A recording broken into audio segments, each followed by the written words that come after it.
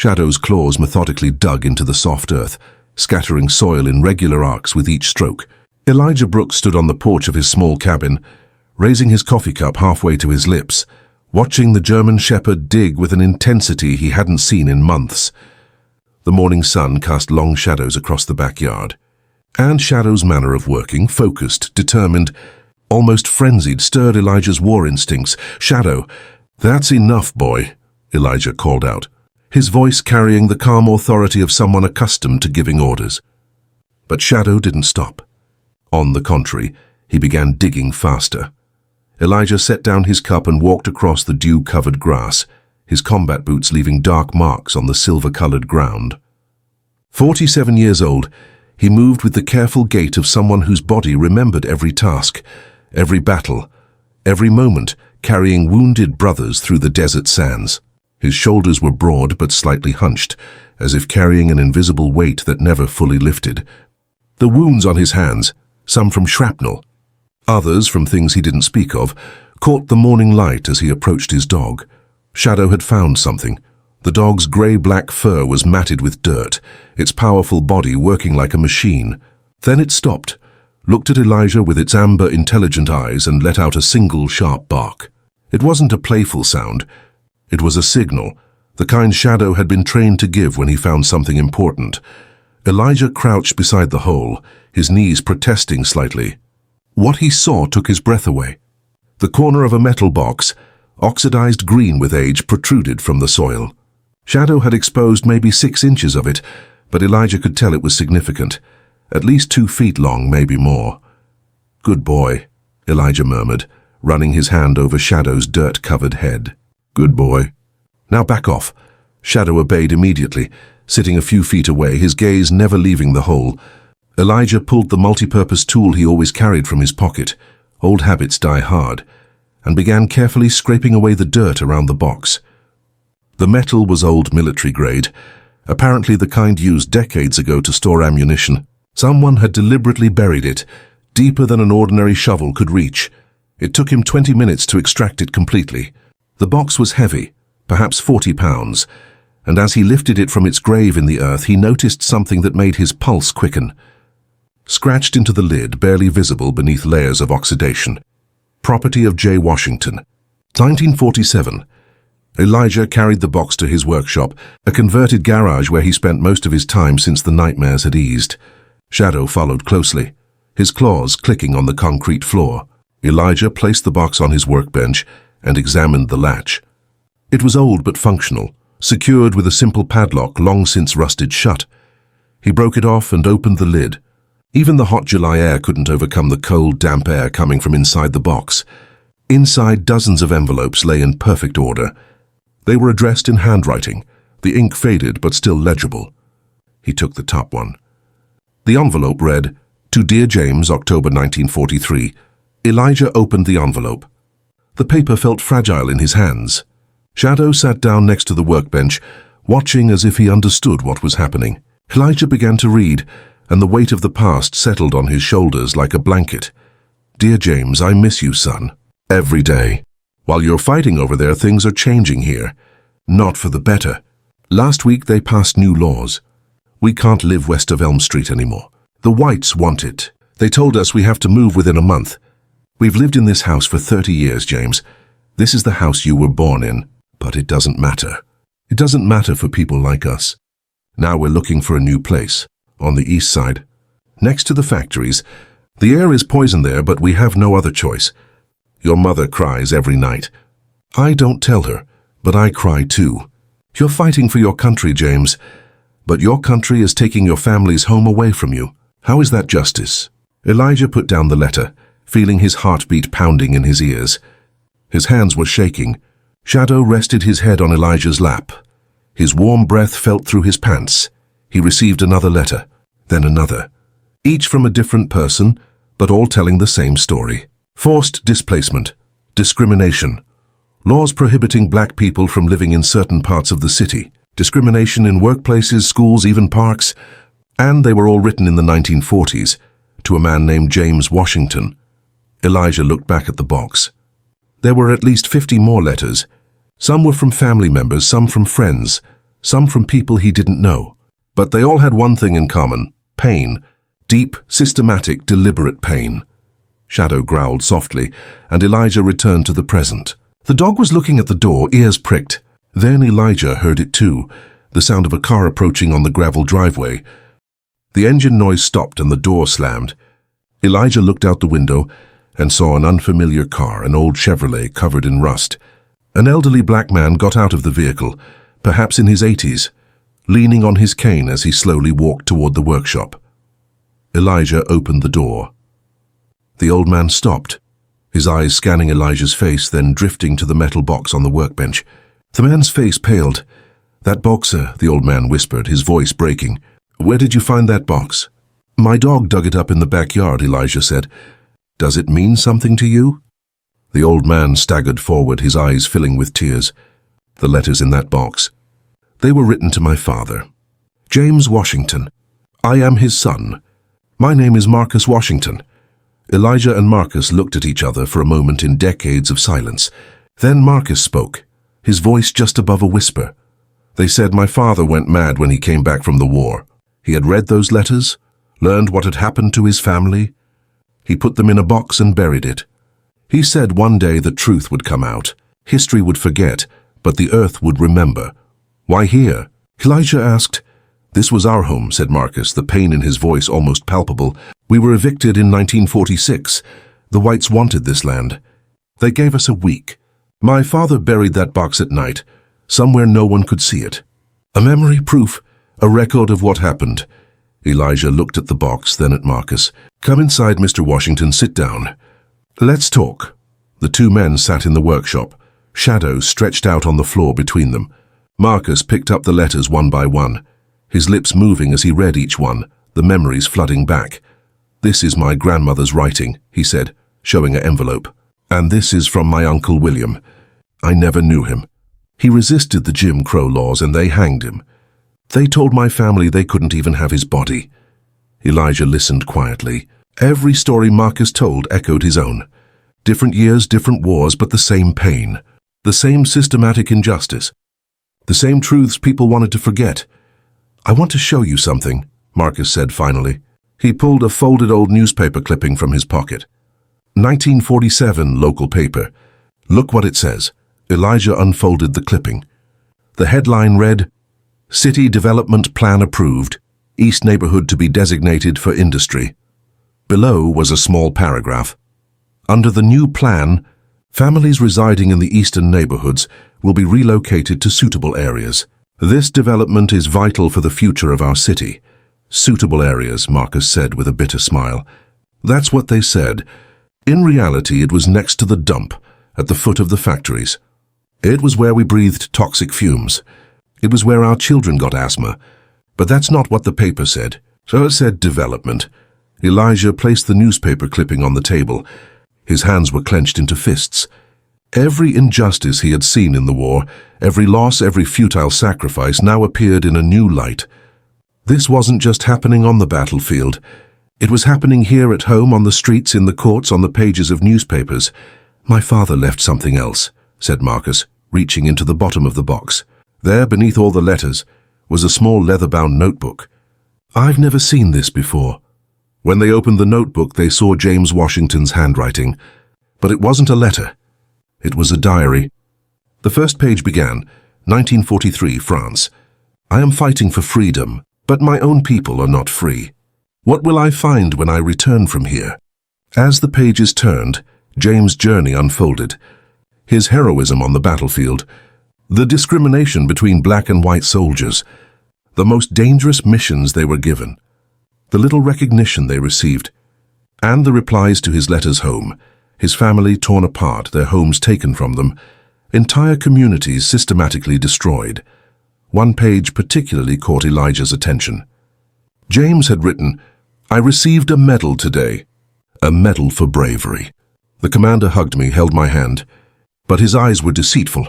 "Because tomorrow we will sleep in separate tents again. We will eat in separate places again. And when we return home, he will go to his White House. I, however, will go to a place that is not my home." As Elijah read the page, he felt a lump in his throat. He remembered his own war. Afghanistan 2007, his team, his brothers, men who bled together, cried together, fought together. But when they returned home, some went to hero ceremonies. Others, like himself, were met with cold stares. "Do you know why my father buried this box here?" Marcus asked, his voice calm but determined. "Because he knew one day someone would find it. Maybe 10 years from now, maybe 50 years from now. But one day someone would connect with this soil. And that person would tell the world the truth." Shadow lifted his head and looked at Elijah as if he understood the conversation. Elijah saw something in his dog's eyes. Purpose. Shadow hadn't found this box by accident. It was as if he knew, as if he had been searching for it. "Mr. Washington," Elijah finally said, "these letters, this diary, they're not just your family's story. They're evidence of a forgotten history, documents of systematic racial discrimination. We need to show them to the world." Marcus shook his head, the weariness of years in his eyes. "I tried, son. I tried for years. I went to City Hall, I went to the newspapers, I even went to history professors. None of them listened. They said old stories. They said the past is behind us, but the past isn't behind us. It's still here, under the ground, inside people, in the injustices of every day." Elijah stood up. His tall shadow fell across the workshop wall. "Maybe they didn't listen before, but they will now. Because this won't just be your voice, Mr. Washington. It will be our voice. The voice of black veterans. The voice of the forgotten. And this time no one will silence us." Marcus fixed his old eyes on Elijah. He saw something there, hope. Something he hadn't seen in years. "How will we do it?" "I don't know," Elijah said honestly. "But we'll find a way. We'll document every letter. We'll record every story. We'll expose every pain, every injustice. And the world will know. History will know." That night, after Marcus left, Elijah sat alone in the workshop. Before him was a metal box containing decades of secrets. Shadow slept at his feet, breathing steadily and peacefully. Elijah took another letter and began to read.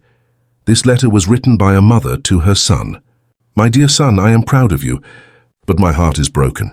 Yesterday they put up a whites-only sign on the street named after you. Your name was given to a street because you are a hero. But you cannot walk on that street because you are black." What kind of world is this, James? While you were fighting, we were fighting another battle here. And in this battle there are no weapons, only laws, signs, and silence. Elijah slowly folded the letter and closed his eyes. How many Jameses were there? How many families had been torn apart? How many homes had been destroyed? And how many more boxes were buried, waiting, forgotten, silent? Shadow woke up and rested his head on Elijah's lap. Elijah stroked his dog's soft fur. "Good boy," he whispered. "Good boy. You found something important. Now our job is to tell this story." Outside, the Montana night was quiet and dark. The stars were shining, the moonlight filtering through the pine trees. But in Elijah's workshop, the ghosts of the past were awakening. And this time they would not remain silent. Early in the morning, before the sun had fully risen, Elijah sat at the table staring at his laptop screen. He had spent a sleepless night. He had sorted the letters into categories, arranged them chronologically, and scanned each one carefully. Shadow was sleeping beside him, his ears twitching occasionally as if he were dreaming. Elijah's plan was simple but difficult. He would digitize each letter, then find a historian, maybe a journalist. Somehow he would get these stories out. But he didn't quite know where to start. How did one tell stories that had been buried for decades? How did they gain significance? His phone rang at 6 in the morning. It was Marcus Washington. "Elijah, I'm so glad I called," Marcus said, his voice excited. "I couldn't sleep last night. I remembered something. My dad had a friend, Robert Hayes. He was a veteran, too. They fought together. Robert is still alive. He's 92, but his mind is sharp. We need to see him." "Where?" asked Elijah. "An hour's drive from here. They're in a nursing home. We can visit him." 2 hours later, Elijah and Marcus were standing in front of Green Valley Nursing Home. The white-painted wooden building was tucked away among large pine trees. When they entered, the smell of antiseptic and old age hit their noses. A nurse directed them to Robert Hayes' room. Robert Hayes sat in his wheelchair by the window. He looked thin and frail, but his eyes were lively. A smile appeared on his face when he saw Marcus. "Marcus Washington," said Robert, his voice cracked but warm. "It's been years. James's son. You look just like your father did when he was young." Marcus crouched down beside him. "Mr. Hayes, I'd like to introduce someone. This is Elijah Brooks. He's a veteran, too. And he found my father's burial box." Robert's eyes widened. "The box? He found that box?" Elijah stepped forward. "Yes, sir. My dog dug it up in my backyard. Inside are letters from your time and James Washington's, from the 1940s. Robert closed his eyes, shook his head. "James valued that box so much. One day," he'd say, "one day someone will find it, and the truth will be free." But I didn't believe him, because no one wanted to listen. "Now they will listen," Elijah said. "But we need your help." "You remember those days? You lived them. Will you tell us about them?" Robert's eyes drifted far away. When he began to speak, his voice changed, as if he were traveling back in time. "I was drafted in 1943. I was 18. They told me, 'You're fighting for freedom.' But what freedom? James and I were in the same unit. We wore the same uniform, but we parted at the train station. We went to the back. They went to the front. We parted on the ship. We parted in the mess hall. Even when we reached the battlefield, we were apart." Elijah leaned forward. "Was there segregation on the battlefield too?" "It was everywhere, son," Robert said. "We were given the most dangerous tasks. Clearing mines, first wave assaults, jobs no one wanted to see. And when we did something heroic, our medals were given without ceremonies, quietly, secretly, as if it was something to be ashamed of." Marcus pulled up a chair and sat down. "My father never told me any of this." "James didn't talk," said Robert. "He kept it inside. But I knew. We all knew. One night we were staying in a village in Germany. The locals were surprised to see us. A woman asked me, 'Are you American too?' I said yes. She said, 'But how does your country treat you?' What could I say? I told her the truth. Badly. But we're still fighting, because we hope that one day it will change." "Did it change?" Elijah asked, already knowing the answer. Robert looked at him with a bitter smile. "What do you think, son? You went to Afghanistan. You went to Iraq. How were you welcomed home?" Elijah was silent. He remembered. The airport. His family's embrace, but then job applications, rejections, suspicious looks, police checks, being told, "You look dangerous." A hero in uniform, a threat in civilian clothes. "Same," Elijah said quietly. "Same cycle," Robert nodded. "Decades change. But the system doesn't. James knew that. That's why he buried that box. As evidence. One day, he said, people will understand. History repeats itself. But if we keep records, they can't deny it. "Mr. Hayes," Elijah said, "I read something in James's diary. 1944, after Normandy. I came across a paragraph, but I couldn't quite figure out its meaning. It mentioned something called the Shadow Protocol. What does that mean?" Robert's face tensed. He looked around as if someone was still listening. Then he leaned in and spoke softly. "The Shadow Protocol wasn't official. You won't find it written anywhere. But it existed. Every black soldier knew about it. It was like this. If white soldiers were captured, a rescue operation would be launched. If black soldiers were captured, they were considered lost. Simple, cold, deadly." Marcus lunged forward. "That can't be true." "But it is," said Robert. 4 men from James's team were taken prisoner. December 1944, 2 white, 2 black. A rescue team was sent for the whites. They returned 2 weeks later. But the blacks. They never came back. A missing persons report was filed. The families were told they went missing during the war, but the truth was no one looked for them. Elijah's fists clenched. Shadow, sensing his unease, stood up and rested his head on Elijah's knee. He took a deep breath. "Was this documented?" he asked. "No," said Robert. "It's not in the official records. But James kept a record. In his private journal. Names, dates, places. Everything was there. If that diary is still in that box, we have proof." Elijah and Marcus exchanged glances. They had to go back to the box. They had to go through everything. "There's one more thing," said Robert. "James's death. They told you it was a heart attack. But I didn't believe it. What do you mean?" asked Marcus, his voice tightening. After James came home in 1952, he filed a lawsuit to get his land rights back. "Remember, Marcus? You were little, but he filed that lawsuit. He tried to prove his house was taken illegally. He went to court. He presented documents. He found witnesses, and he was winning. The judge was going to rule in his favor. What happened? Elijah asked. The night before the hearing, James died. The official report said heart attack, but neighbors heard noise, screams, a car speeding away. The police came, investigated, but found nothing. Or didn't want to find anything. Marcus's face turned ashen. Are you saying my father was murdered? Robert shrugged. I can't prove it. But wasn't the timing suspicious? He was going to win the case. He was challenging the system. And then he suddenly died. There was no investigation. The case was dropped. The land was sold to others, and the story was forgotten. The room fell silent. Elijah imagined James Washington's picture, young in uniform, full of hope. He came back from the war. He couldn't find his home. He sought justice, and maybe they destroyed him. Mr. Hayes, Elijah said finally, will you record with us? Tell us all this? On camera to the world? Robert thought for a long time.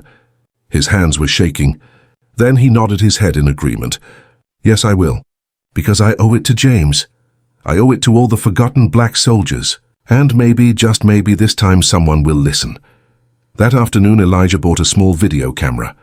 They returned to Marcus's house and placed the box on the table. Robert came too, his daughter pushing his wheelchair. 3 men, 3 generations, 3 wars came together. Elijah turned on the camera. Mr. Hayes, the camera is on. What do you want to say? Robert looked straight into the camera. His eyes were teary, but his gaze was determined. My name is Robert Hayes. I am 92 years old. I fought in World War II. I served my country. But my country did not serve me. What I'm about to tell you is not comforting. But it is the truth, and the truth must be told. He spoke for 3 hours. He recounted every detail. Discrimination, the shadow protocol. Missing soldiers. Displaced families. James Washington's case. And his suspicious death. Marcus was crying. Elijah was recording silently. Shadow sat in the corner of the room, watching as if he understood the significance. When the recording ended, Robert was tired but relieved. Now they know, he said. They can't deny it anymore. But Elijah knew this was only the beginning. Video footage wasn't enough. Physical evidence was needed. Documents, names, dates, cross-references. That night, after Marcus left and Robert returned to the nursing home, Elijah went back to the box. This time he looked more carefully.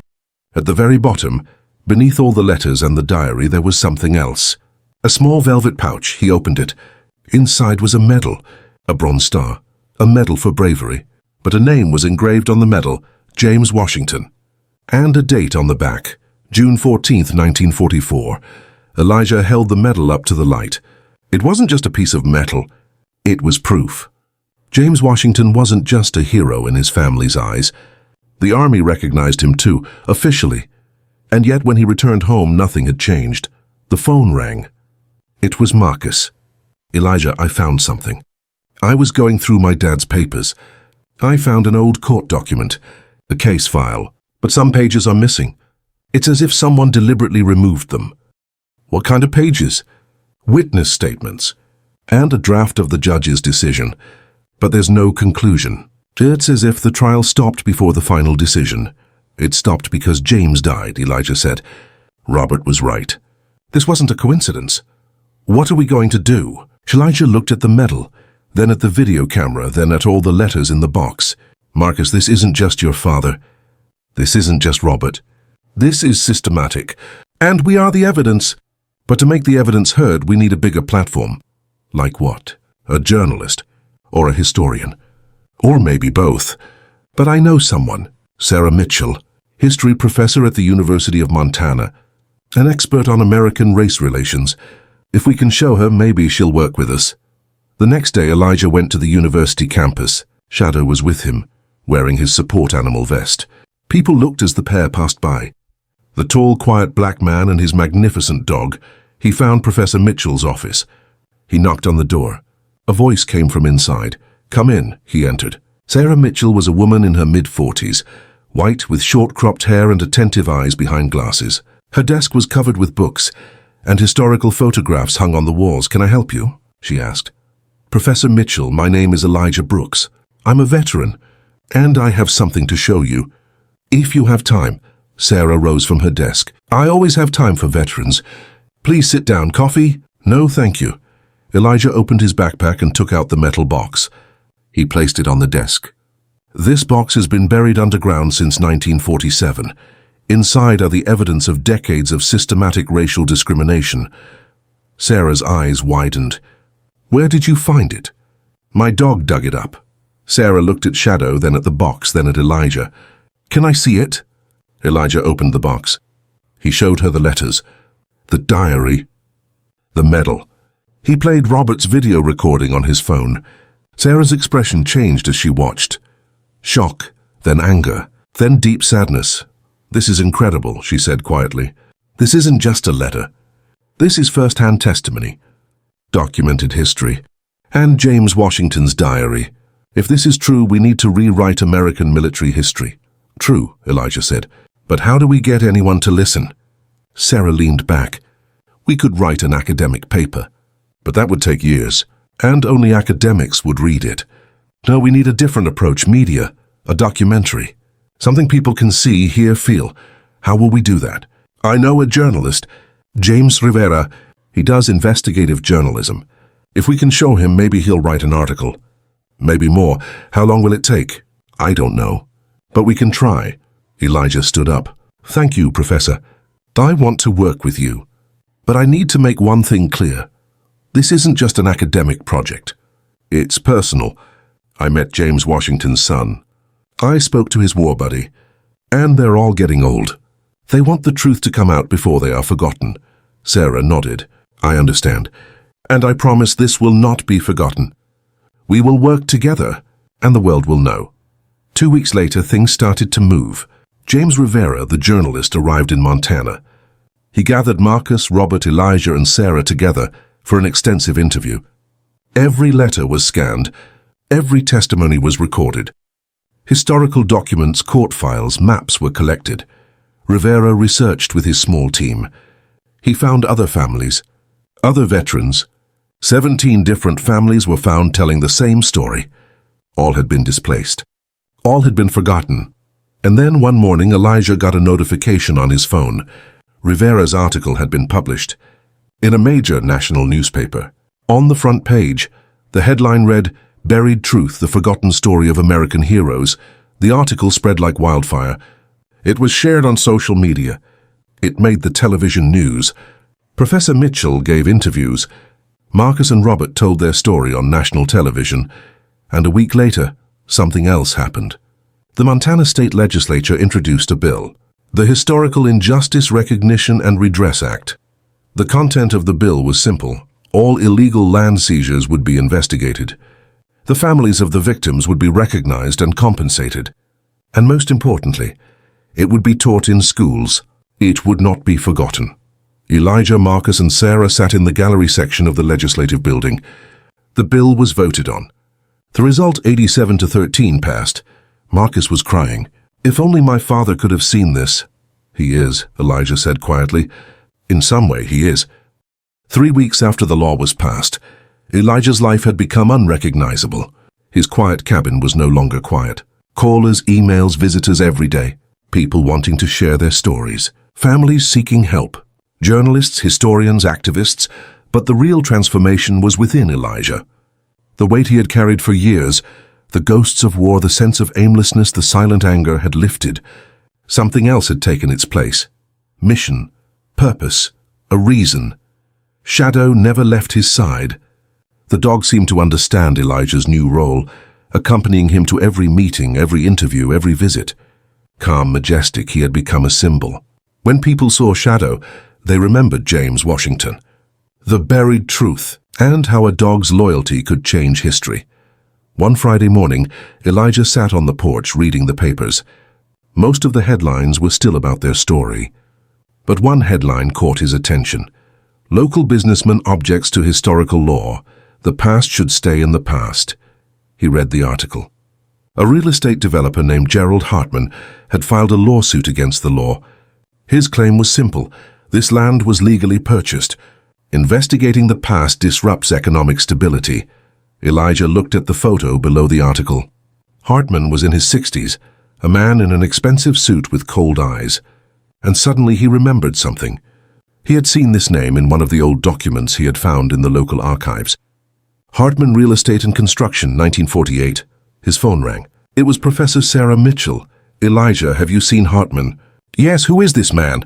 Gerald Hartman's grandfather founded the city's largest real estate company in the 1940s. And guess what land he bought? Land forcibly taken from black families. Then he sold it to white buyers at a profit. The family fortune was built on those foundations. So now the grandson is afraid of those lands being returned to their rightful owners. Exactly. And that's where the problem lies for us. Hartman is very powerful. He has connections with local politicians. He can block the law in court. He can drag it out for years, and then people will forget. Media interest will fade, and everything will be buried again. Elijah looked at Shadow. The dog held his head low, watching Elijah as if following the conversation. We can't let that happen, Sarah. This isn't just about land. It's about injustice. If we give up now, everything James sacrificed will have been for nothing. What do you suggest? More evidence. Hartman's grandfather's records. Transaction documents. Let's show how the sales were conducted back then. Let's expose how the entire system worked, not just for black families. This could be very dangerous, Elijah. You're taking on powerful people. I've risked my life against powerful people, Sarah, in the deserts, in the mountains. Now I won't do it on my own land. Sarah was silent for a long time. Then she took a deep breath. Okay, I'm with you. But we have to be careful, and you shouldn't be alone. Call Marcus. Call Rivera. Let's work as a team. That night, a war room was set up in Elijah's cabin. Marcus arrived, bringing old family documents. Sarah arrived, bringing historical records from the university archives. And there was one more surprise guest, a young lawyer around 30, a black woman. Her name was Keisha Monroe. Elijah Brooks, Keisha said, shaking his hand firmly. I heard your story, and I want to help. Pro bono. Pro bono. Because this isn't just your case. It's our case. Why? Elijah asked. Because the same thing happened to my grandmother, 1951, in Philadelphia. Their home was taken by force. They called it urban renewal, but it was really racial discrimination. And when my grandmother died, she was still dreaming of that house. She never forgot. She never forgave. This is for her. 5 people, Elijah, Marcus, Sarah, Keisha, and reporter Rivera, gathered around the table. Shadow lay on the floor, resting his head on everyone's legs. The plan was simple but risky. They needed access to Hartman's company archives. Impossible, said Keisha. Private company records. You can't access them without a court order. And Hartman has connections. No judge will issue that order. What about former employees? Asked Rivera. Retired, disgruntled, willing to talk? Sarah opened her laptop. I can find a list of Hartman's former employees. LinkedIn, social media. Someone will talk. After 3 days of research, one name stood out. Dorothy Palmer, 86 years old. She had worked as a secretary at Hartman Real Estate from the 1960s to the 1990s. Now she lived in a small apartment. Elijah and Marcus went to visit her. Dorothy looked suspicious when she opened the door, but Elijah's calm demeanor and Shadow's gentle presence softened her. Are you journalists? She asked. No, Mom, Elijah said. I'm a veteran, and I just want to learn the truth from you. About Hartman Real Estate's dealings in the 1940s. Dorothy let them in. The small living room was filled with old photographs and mementos. She served tea, then sat down and began to talk. I was a young girl when I worked at Hartman Real Estate. I was 19. I needed the job. I didn't ask questions. But I noticed something. Every week, land from black families would come in. They'd say, urgent sale. But it wasn't urgent. It was a forced sale. City laws were displacing their families. And Hartman would buy it at the lowest price. Then a month later, he'd sell it to white buyers for 5 times the price. Do you have any documents? Marcus asked. Documentation? Dorothy laughed. No, sir. Back then, everything was done unofficially. Off the books. But there was something. Dorothy got up and went to the bedroom. A few minutes later, she returned with an old notebook. This was my personal notebook. As a secretary, I recorded all the transactions, dates, names, prices. Not in the company's records, But it's in my notebook. Elijah took the notebook.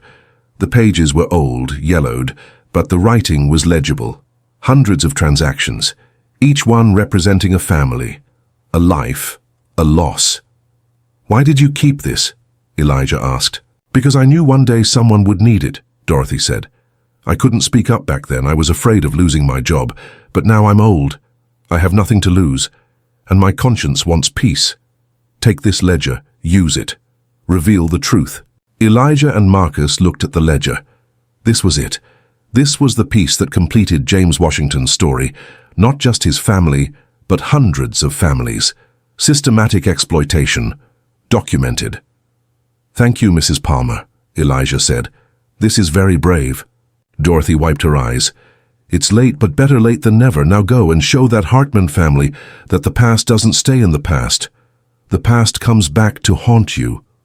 Elijah and Marcus took the notebook to Keisha. The lawyer examined the pages, his eyes widening.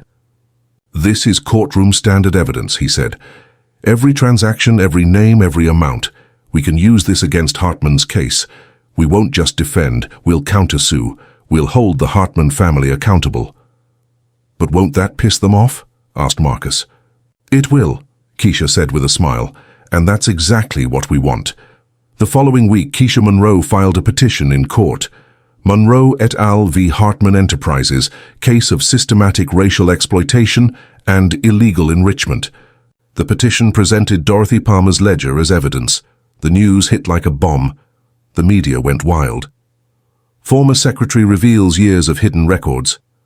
Dark foundations of the Hartman empire exposed. Gerald Hartman held a press conference. This is slander, he told the cameras. False allegations. My family did honest business. But that night, Elijah received a message on his phone from an unknown number. Drop this, or you'll regret it. The threat was clear. Elijah shared the message with Sarah, Keisha, and Rivera. Keisha looked serious. This is serious, Elijah. We need to get the police to take a report. No, Elijah said. This is what they want. They want to scare us, but we won't stop. We'll be more careful, but we won't stop. After that night, Elijah became cautious. He would double-check the door. Shadow was always by his side like a security guard, and Elijah kept backups of what he knew. 2 weeks later, the court hearing began. In the Gallatin County Courthouse, the two sides faced each other. Hartman's lawyers, a 5-person elite team, expensive suits. Keisha Monroe, alone but with the whole community behind her. The hearing lasted 3 days. Keisha presented Dorothy Palmer's ledger. She explained every transaction. She brought in expert witnesses, real estate appraisers, historians, economists. They all confirmed the same thing. The Hartman family had profited from systematic racial exploitation. At the end of the 3rd day, the judge announced her decision. This case is extraordinary, Judge Rebecca Torres said. I have before me not just legal documents. There is a moral reckoning. The transactions made by the founder of Hartman Enterprises in the 1940s may have been legal under the laws of the time, but they were not fair, they were not ethical, and today this court declares the past is unforgettable. Justice may be delayed, but it is not denied. The judge rejected Hartman's objection. The Historical Injustice Recognition Act would remain in effect, and furthermore the case of Monroe et al. Hartman would continue. Compensation negotiations would begin. The courtroom rose and applauded. Marcus was crying. Elijah bowed his head and took a deep breath. Shadow wagged his tail. But outside on the courthouse steps, Gerald Hartman was waiting. When Elijah emerged, Hartman walked toward him.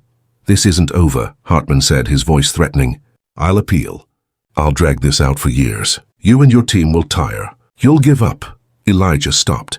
Shadow let out a soft growl. Elijah calmed him. Then he looked Hartman in the eye.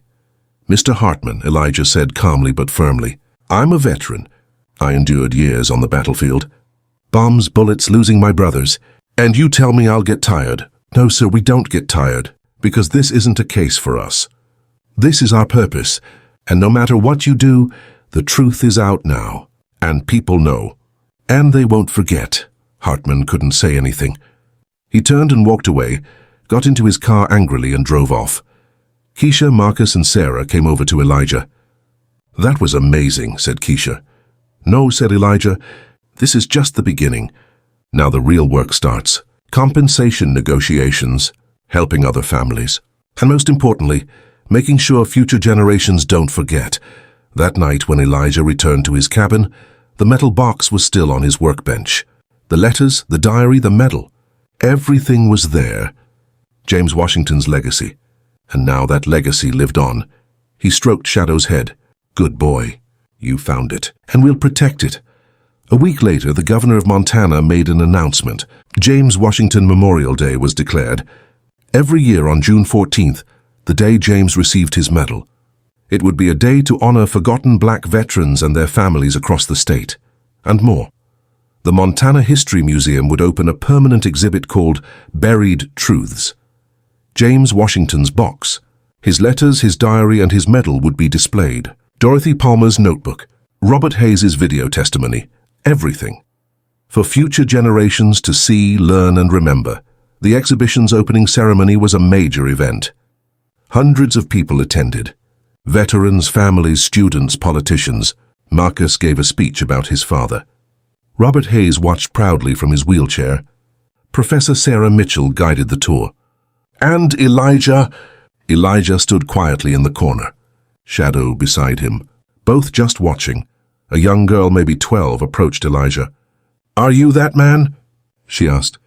"The owner of the dog that found the box?" "Yes," Elijah said. "This is Shadow." "He found it." The girl petted Shadow's head. "My teacher said history isn't just in books. Sometimes it's under the ground. And sometimes dogs can be historians." Elijah smiled. "Your teacher is very smart, so what did you learn?" the girl asked. "From all this," Elijah thought. Then he crouched down, coming to the girl's eye level. "I learned that truth is powerful. It may be buried for years, but sooner or later it comes out. I learned that one person can make a difference. James Washington made a difference. Dorothy Palmer made a difference. Even a dog can make a difference. And the most important thing I learned, forgetting is dangerous. But remembering is powerful." The girl nodded. "I won't forget either. I promise." "Good," Elijah said, "because the future is yours, and you must protect the truth." When the ceremony ended, Elijah stepped outside. The July sun was hot, the sky clear. Shadow was by his side, as always. His thoughts drifted back to years ago. When he returned from the war, feeling lost, aimless, alone. But now everything had changed. He had found a box. He had discovered a story. He had built a community, and most importantly, he had found a purpose. He was no longer a lost veteran. He was a guardian of the truth. As he got into the car, an email arrived on his phone. From another state, another family, another buried story. "Can you help us?" they asked. Elijah looked at Shadow. "Are you ready, son?" "Another mission." Shadow wagged his tail. Elijah replied, "Yes, we'll help you." Because he knew it wasn't just a story. It was a movement. And the movement had only just begun. 6 months had passed since the opening of the Buried Truths exhibition at the Montana History Museum. Elijah's life had completely changed. His quiet cabin had become a hub, a place where forgotten stories were researched, documents collected, testimonies recorded. Shadow was by his side as always, loyal, silent, approaching every visitor with the same calm energy. It was a cold November morning. Snow had begun to fall again, blanketing the mountains in white. Elijah was in his workshop, organizing the newly arrived documents. Over the past 3 months, families from 23 different states had contacted him. Each story was similar yet unique. Forced displacement, land theft, systematic discrimination. And they all had one thing in common: oblivion. Professor Sarah Mitchell had now launched a new program at the University of Montana, the Center for Buried History Research.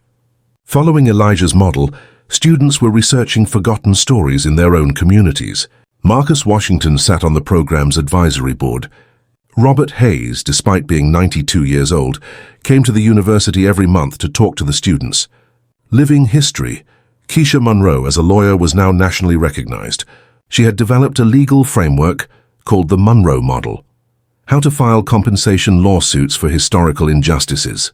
Similar lawsuits had begun to be filed in dozens of cities, but for Elijah, the most meaningful thing was the change in people's faces. Marcus Washington was no longer just the son of a missing father. He was an activist. Dorothy Palmer, 86 years old, was giving talks at local schools. She was explaining the danger of silence. And Shadow. Shadow had become a symbol. People recognized him. Children called him the truth dog. That morning, as Elijah was drinking his coffee, the doorbell rang. When he opened it, he saw a young woman. In her 30s, black, wearing a thick coat and holding a file. "Are you Elijah Brooks?" the woman asked. "Yes, come in." The woman entered. Shadow approached, sniffing, assessing. The woman relaxed, petting the dog's head. "My name is Angela Freeman. I'm from Alabama. I need to talk to you. It's urgent." Elijah let her in and told her to sit down. "Tell me." Angela opened the file. Inside were old photographs, newspaper clippings, and handwritten notes. "My great-grandfather, Isaiah Freeman, was lynched in 1923 in a small town in Alabama, Crimson Springs. The official records list him as missing. But the family story goes like this. They took him from his home one night, a white mob, and he was never seen again. My family searched for years, but he was never found. Until last month." Angela paused, her eyes filling with tears. Elijah waited, Shadow resting his head on the woman's feet. "Last month, a construction project started in town. They were going to cut down part of the old forest. One of the workers found something at the base of a tree. A metal plate. A name was engraved on it, Isaiah F., and the date, 1923. Elijah's heart raced. What did they do? They stopped the construction. They called the police, and they started digging. Elijah, it wasn't just a plate there. There were human remains. DNA tests are being done, but I know that's my great-grandfather, and they found something else. What? 13 more similar plates in the same area. 13 different names, all from the 1920s and 1930s, all black men, all recorded as missing. Elijah, this isn't just a lynching. This is a mass grave. The room fell silent. Elijah stood up, looked out the window. The snowfall had intensified. The world was white and quiet. But what Angela had told him was bringing the blood of the past back to the surface. "What are the local authorities doing?" she asked. "Nothing. They said it's an old case. Finding the perpetrators is impossible. Close the file." But I can't let it be closed. The story of my great-grandfather and the other 12 men must be told. Their graves must be recognized, and the town must be held accountable. The town? Yes, because these lynchings aren't in the official records. But I found small news items in the local newspaper archives. Missing Negro, runaway slave, suspected theft, each one an excuse for a lynching. And the town knew. The sheriff knew. The mayor knew. But none of them did anything. Some even supported it. Elijah turned to Angela. "What do you want me to do? Come, please, we need your experience. How to investigate, how to gather documents, how to get media attention. You did it in Montana. Maybe we can do it in Alabama," Elijah thought. There was a lot going on in Montana. Ongoing lawsuits, new investigations. But when he closed his eyes, he saw Isaiah Freeman. And the other 12 men, buried in the forest, forgotten, silent. "I'll be back," he said. "Shadow and me. We'll be ready in a week." Angela stood up, her eyes shining with hope. "Thank you. Thank you so much." That night, Elijah called Marcus, Sarah, and Keisha. He explained the situation. They all said the same thing. "You have to go." "But there's so much work here," Elijah said. "And you're just one person," Sarah said. "But you started a movement, Elijah. It will continue even if you're not there, because people have learned. But a new beginning is needed in Alabama. And your experience will save lives. Save?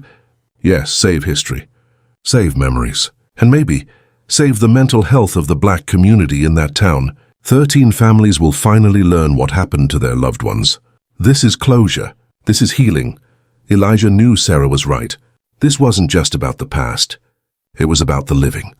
Families waiting for answers. Souls waiting for justice. A week later, Elijah and Shadow were on a small plane headed to Alabama. Shadow sat beside Elijah in the cabin, wearing his support animal vest. People recognized the pair now. A passenger approached. "Are you that gas man's dog?" he asked. "Yes, sir. I read your story. Incredible. Good luck in Alabama. God be with you." Elijah thanked him. But inwardly he wondered, what would they find there? Just 13 graves or more? Crimson Springs, Alabama was a small town. Population 3,000. Old brick buildings on the main street, a church, a post office, and a coffee shop. Seemingly peaceful. But Elijah knew that peace could sometimes be a mask, a veil covering the past.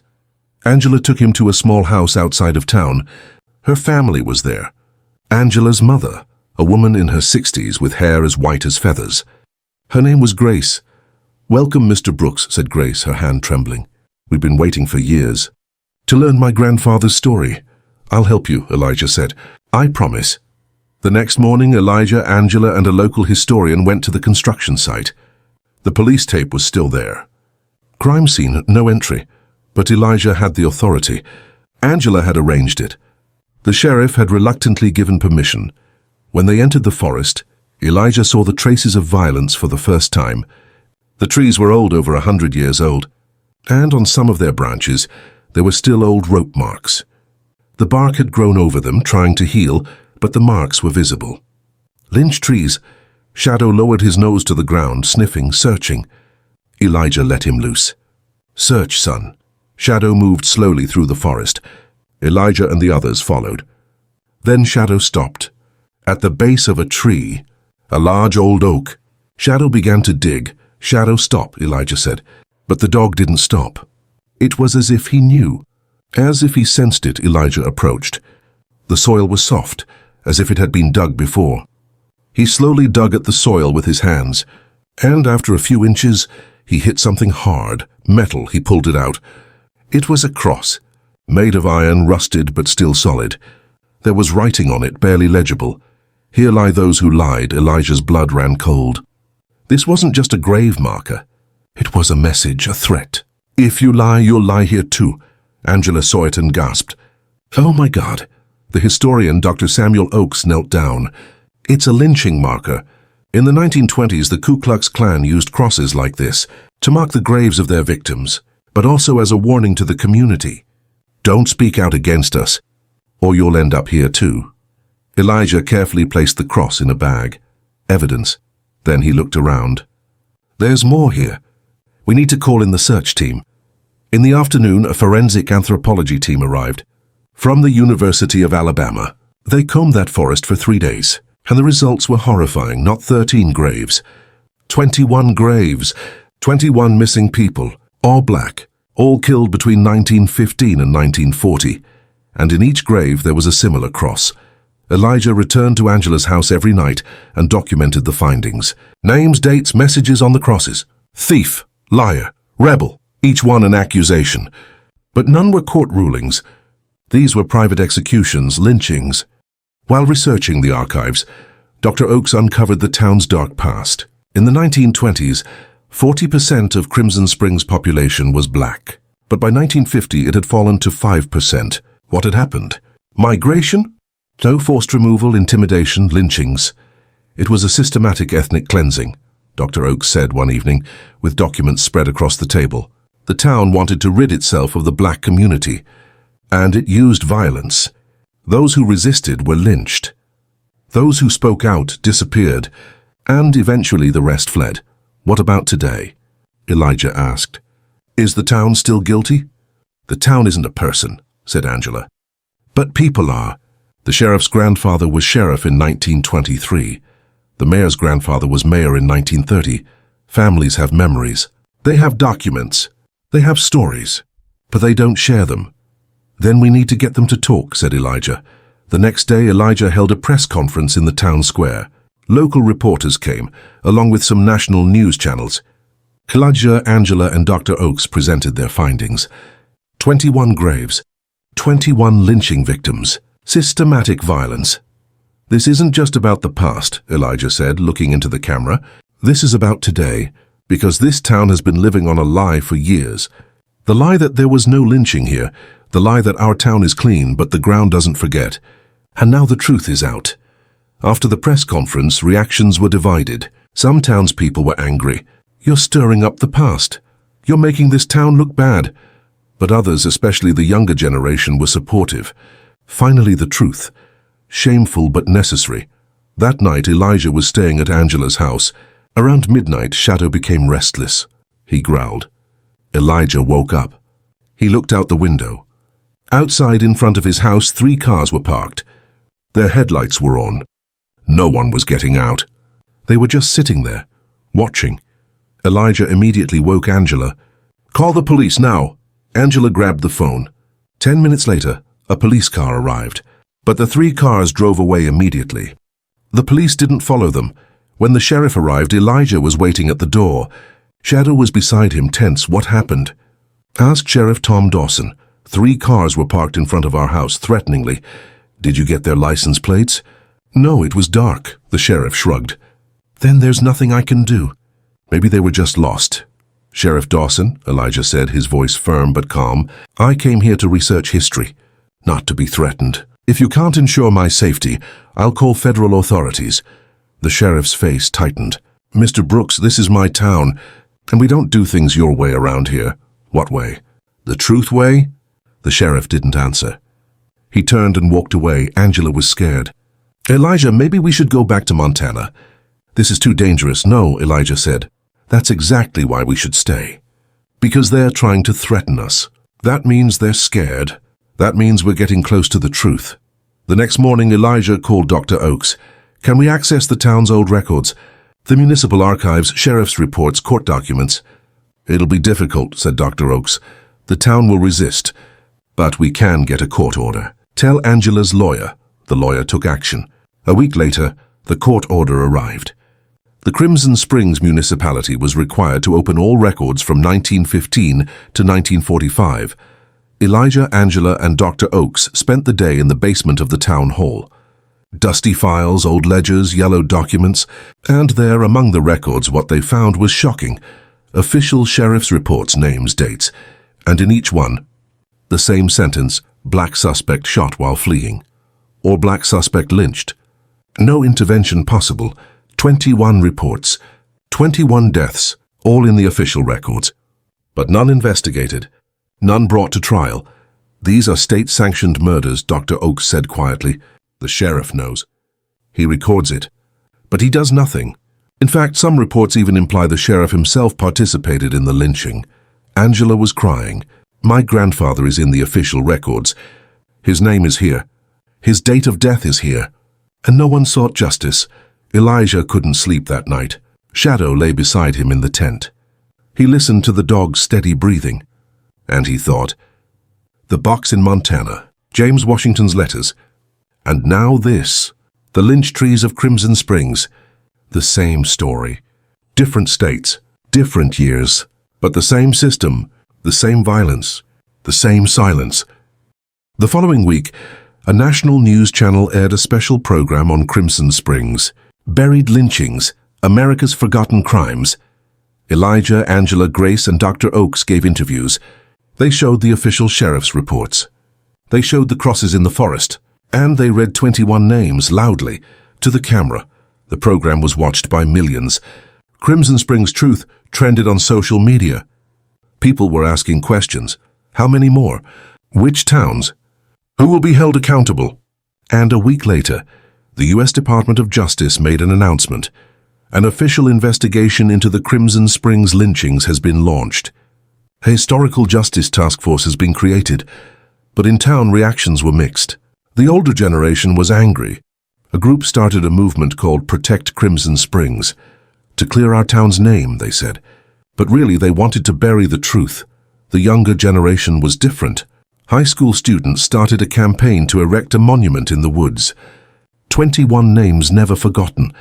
College students were rewriting the town's history. Honestly, a month later, the governor of Alabama issued an official apology. The lynchings in Crimson Springs are a stain on Alabama's history. We apologize to the families of the victims, and we will work to ensure justice is served, even if it's late. Elijah, Angela, and Grace watched the governor's speech on television. Grace was crying. 70 years. We waited 70 years. And finally someone heard us. Someone acknowledged us.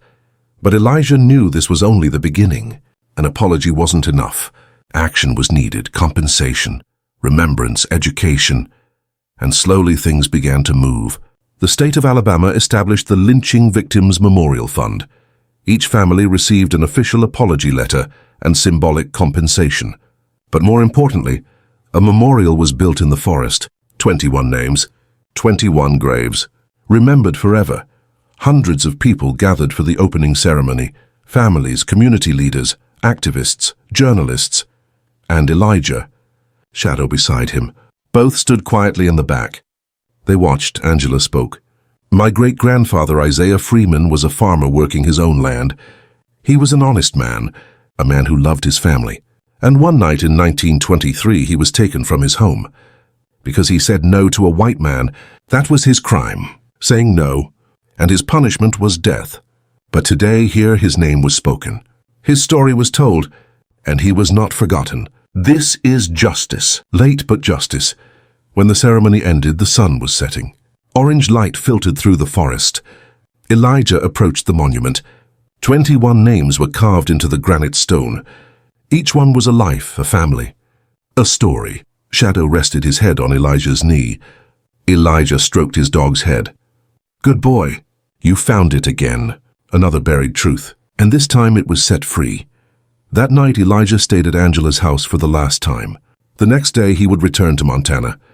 But before leaving, Angela gave him something. A small box. It contained soil. Soil from the forest. Take this soil to Montana, Angela said, and mix it with the soil of my great-grandfather James Washington. 2 states, 2 stories. But one truth, remember, keep it safe. Elijah took the box. I promise. When he returned to Montana, winter had fully set in. The snow was knee-deep. His cabin was warm and familiar. But Elijah was no longer the same man. A year ago he was a lost veteran, aimless, alone, but now he was a guardian, a keeper of truth, and a week later a new email arrived, this time from Texas. We found my grandfather's land, but another family lives there, and the documents are missing. Can you help? Elijah looked at Shadow. The dog wagged his tail. He was ready, always ready. Yes, Elijah wrote, we'll help, because he knew it wasn't a mission anymore. It was a way of life, to uncover buried truths, to tell forgotten stories, and to ensure history was never buried again. Shadow lifted his head. His ears pricked up. It was as if he had heard something. Elijah looked out the window. Outside there was only snow, silent, white, innocent-looking. But Elijah knew that beneath the whiteness the earth remembered everything, every injustice, every pain, every loss.